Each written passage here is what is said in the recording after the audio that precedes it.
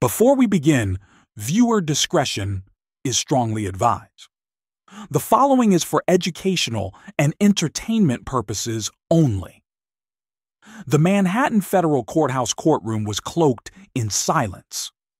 Sunlight streamed through the tall windows, casting beams across the polished wooden benches where reporters sat, pens poised over notebooks.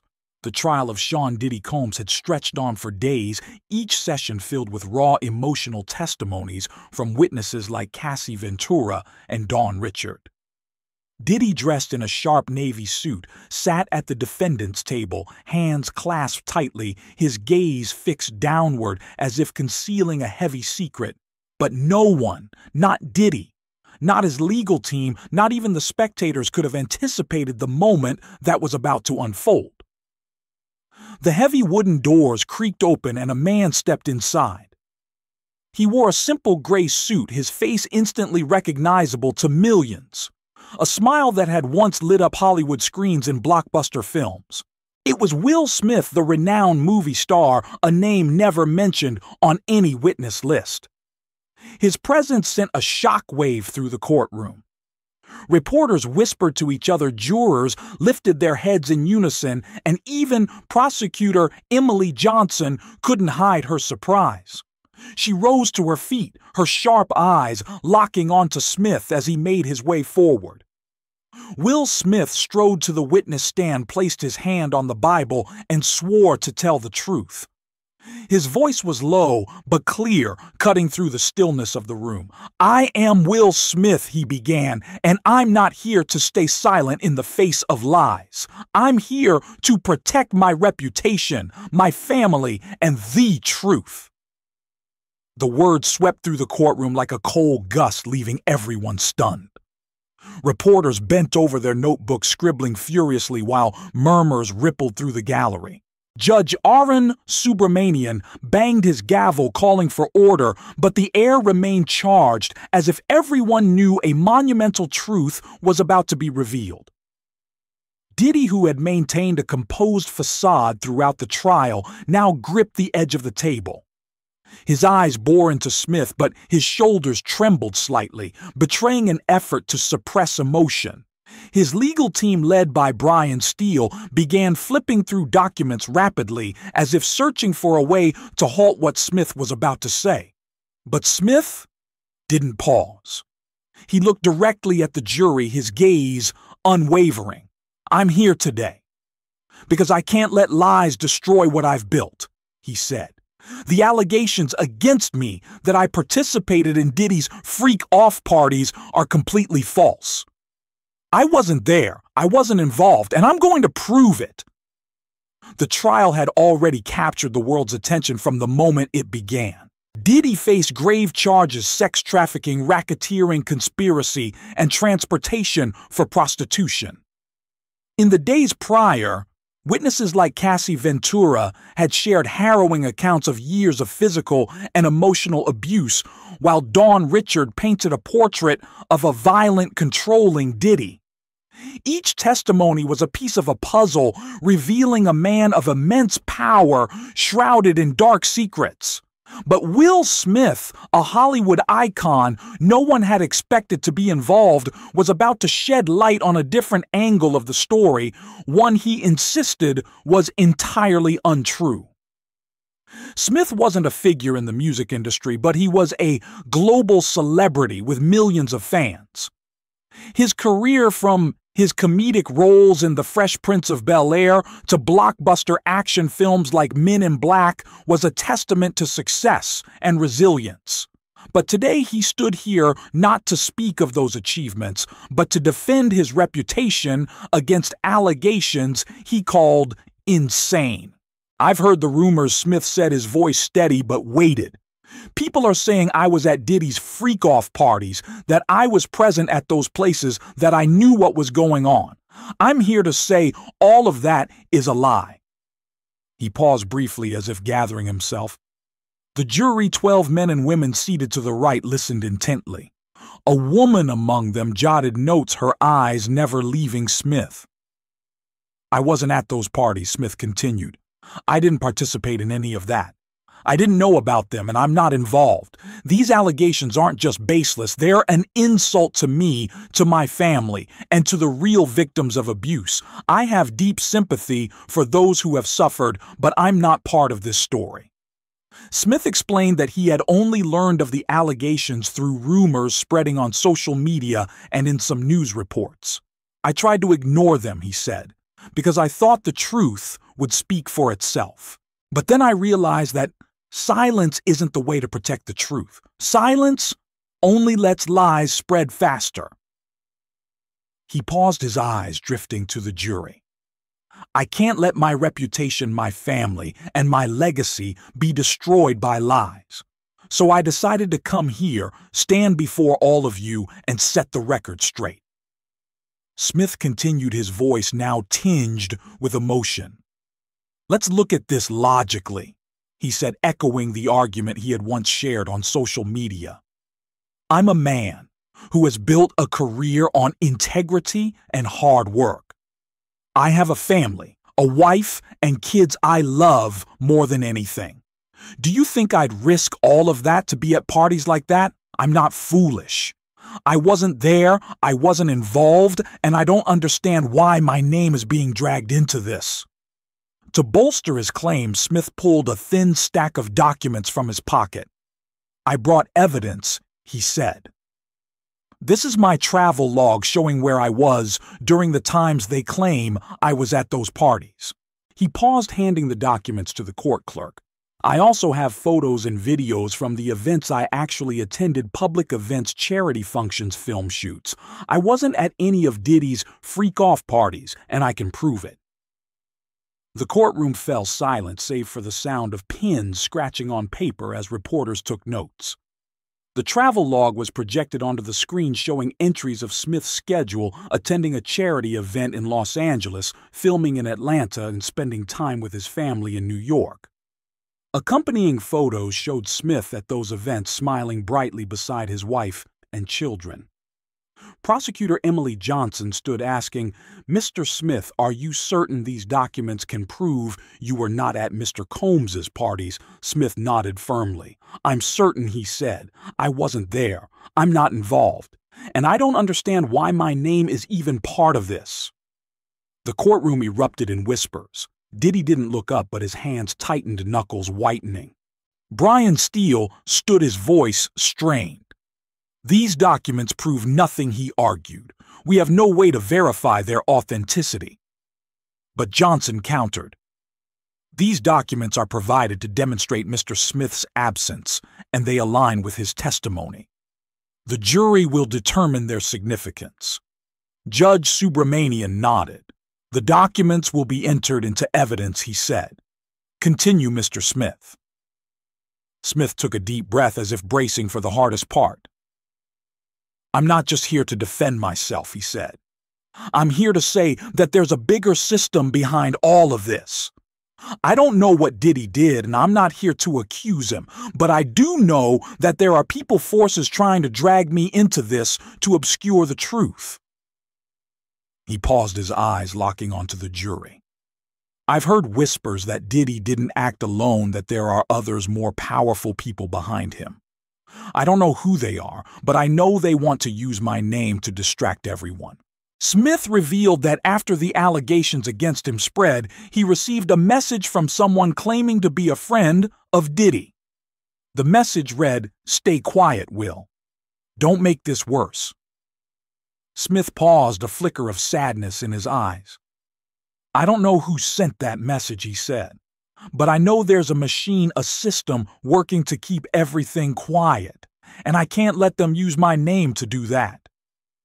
The courtroom buzzed again. Reporters wrote faster, some whispering about the machine Smith had mentioned.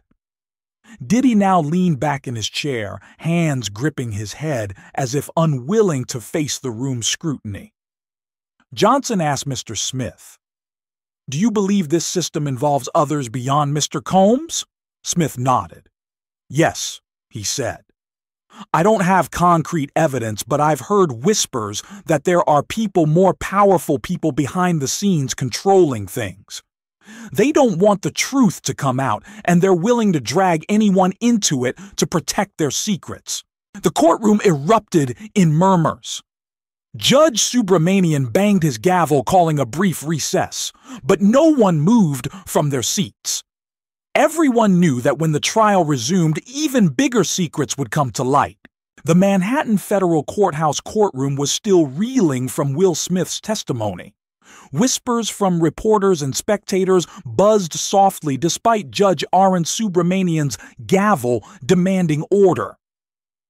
Every eye turned toward the defendant's table, where Diddy sat, his face no longer the mask of calm he had worn earlier. Will Smith, after denying allegations of involvement in Diddy's freak-off parties and presenting evidence of his absence, had stepped down from the witness stand, but his words lingered like a chilling breeze in the air. Everyone knew the trial was far from over. Bigger secrets were waiting to be uncovered. Diddy, seated at the defendant's table, had lost his composed demeanor. He lifted his head, staring at the now empty witness stand where Smith had stood, his gaze sharp but laced with unease. His hands, once clenched on the table, now trembled faintly, and a lawyer beside him placed a hand on his shoulder as if to steady him. Diddy's legal team, led by Brian Steele, continued their objections. "Mr. Smith's testimony is irrelevant to the charges against my client," Steele barked. "We move to strike it from the record." But prosecutor Emily Johnson, her voice calm yet cutting, countered. "Mr. Smith's testimony points to a larger system of power directly relevant to the charges of control and intimidation against Mr. Combs." Judge Subramanian, after a brief pause, ruled, "The testimony will stand. Proceed." Johnson rose, her eyes sharp. "We call our next witness, Ms. Jane Rowe, a former employee of Bad Boy Entertainment." The courtroom doors swung open and a woman stepped inside. She wore a gray business dress, her black hair neatly tied back, her expression a mix of determination and subtle anxiety. Jane Rowe, a former employee of Diddy's Bad Boy Entertainment, walked to the witness stand, placed her hand on the Bible, and swore to tell the truth. Jane began with a measured tone, her voice clear. "I'm Jane Rowe," she said. "I worked for Bad Boy Entertainment for 3 years as a production assistant. My job was to arrange events, manage schedules, and sometimes handle things Diddy didn't want to do himself." She paused, her gaze flickering toward Diddy. He didn't look up, but his hands tightened on the table. Prosecutor Johnson stepped closer, her voice gentle but pointed. "Ms. Rowe," she asked, "are you aware of the freak-off parties Mr. Smith mentioned?" Jane nodded slowly. "Yes," she said. "I helped arrange some of those parties. They weren't regular parties. There were private rooms, red lighting cameras. I was told to bring certain people, often young individuals, into those rooms. I didn't know what happened inside, but I saw some leave in a panic." She looked at the jury, her eyes earnest. "I didn't participate, but I knew those parties weren't right. And I knew Diddy didn't want anyone talking about them." Jane's story sent a shiver through the room. The jury sat silent, their attention fixed on her. One woman jotted notes, her gaze never leaving Jane. Johnson asked, "Did you ever hear Diddy or anyone else mention Mr. Will Smith in connection to these parties?" Jane shook her head. "No," she said. "I didn't hear Diddy mention Mr. Smith, but I heard him talk about a system, a machine to keep things quiet. He said if anyone spoke out, they'd be ruined." Jane's testimony was like fuel on a fire. Diddy now slumped in his chair, hands covering his eyes as if unwilling to face the courtroom. His lawyers tried to object, but Steele's voice lacked its earlier force. "This is unsubstantiated testimony," he said, but Johnson countered swiftly. "Ms. Rowe's account aligns with the pattern of control and intimidation we're investigating, directly relevant to the charges." Judge Subramanian nodded. "The testimony stands," he said. "Continue, Ms. Rowe." Jane shared a detail that stunned the room. "I heard Diddy talk about fixers," she said. "He called them the people who could make things disappear. I don't know who they were, but I heard him tell a lawyer that if anyone, even someone as famous as Will Smith, caused trouble, they'd be handled." She paused, a flicker of fear in her eyes. "I think that's how they kept everything quiet, through threats, through control, through silencing people." Johnson asked Ms. Rowe, "Do you believe Diddy acted alone?" Jane shook her head. "No," she said.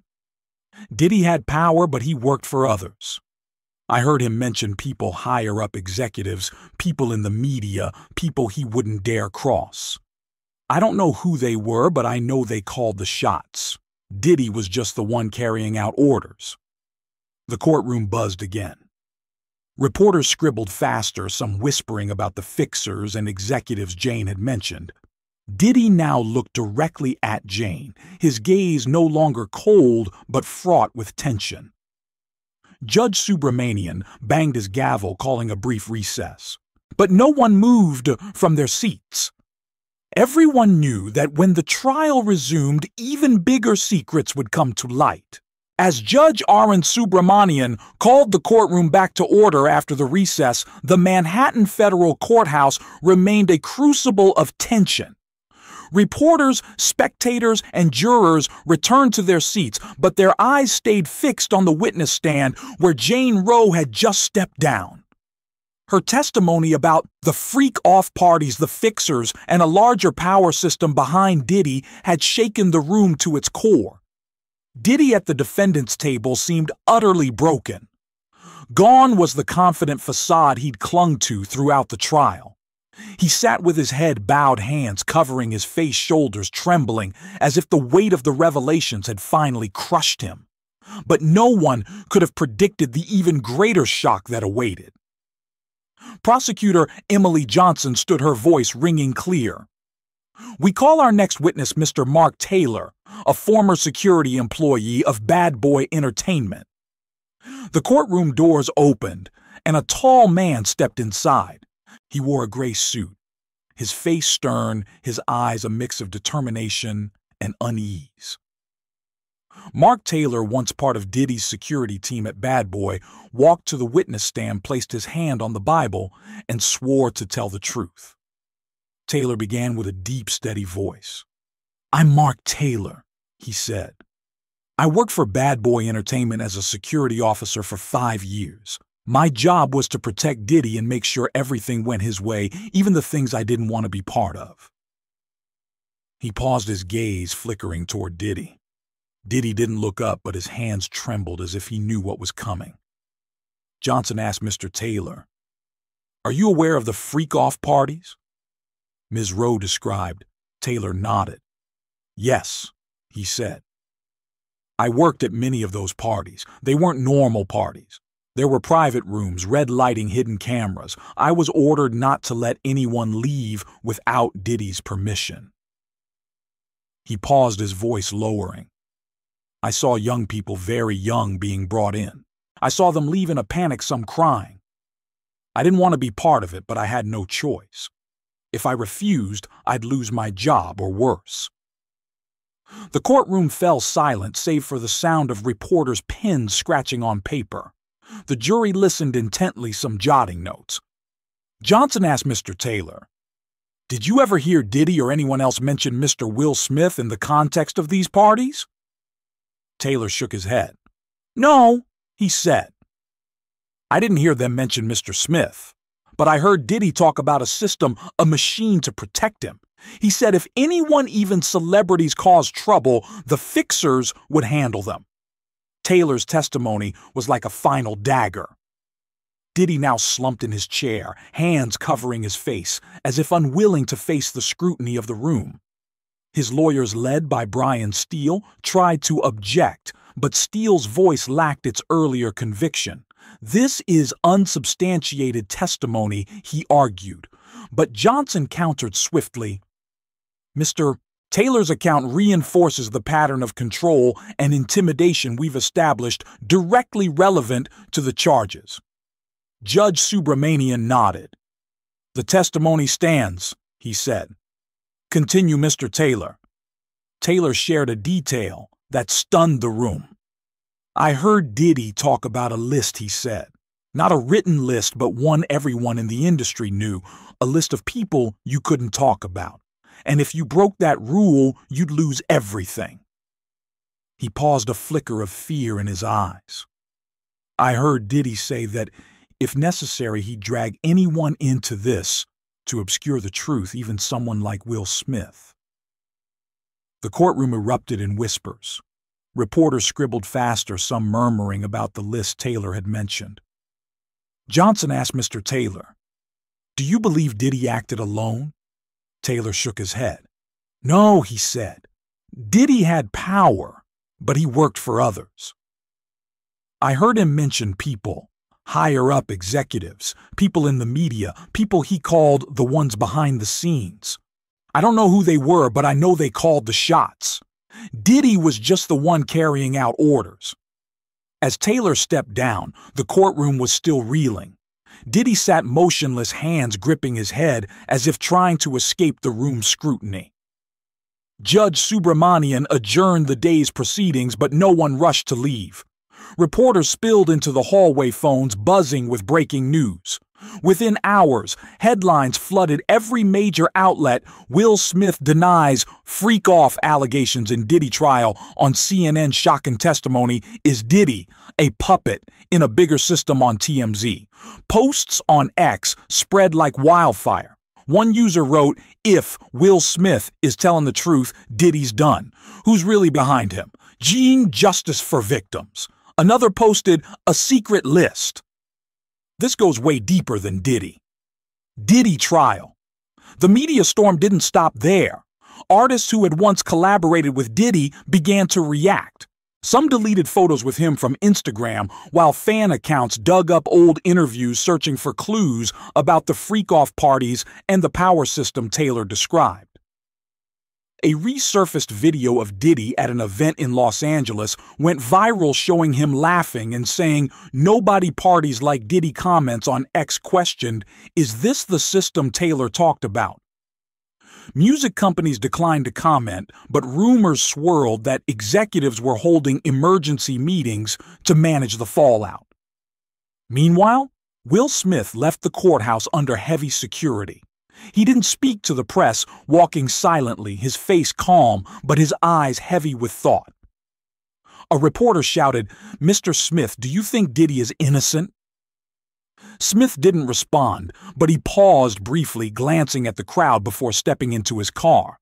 A close friend of Smith later told the press Will just wanted to protect his family, but he knows the bigger truth will come out soon. Prosecutor Johnson announced that the trial would continue with more witnesses, but the testimonies of Smith, Rowe, and Taylor had changed everything. The trial was no longer just about Diddy. It had become a reckoning for a culture of power, silence, and dark secrets in the entertainment industry. As reporters left the courthouse, one question hung in the air. If Diddy was merely a puppet, who was truly pulling the strings, and would the full truth ever come to light?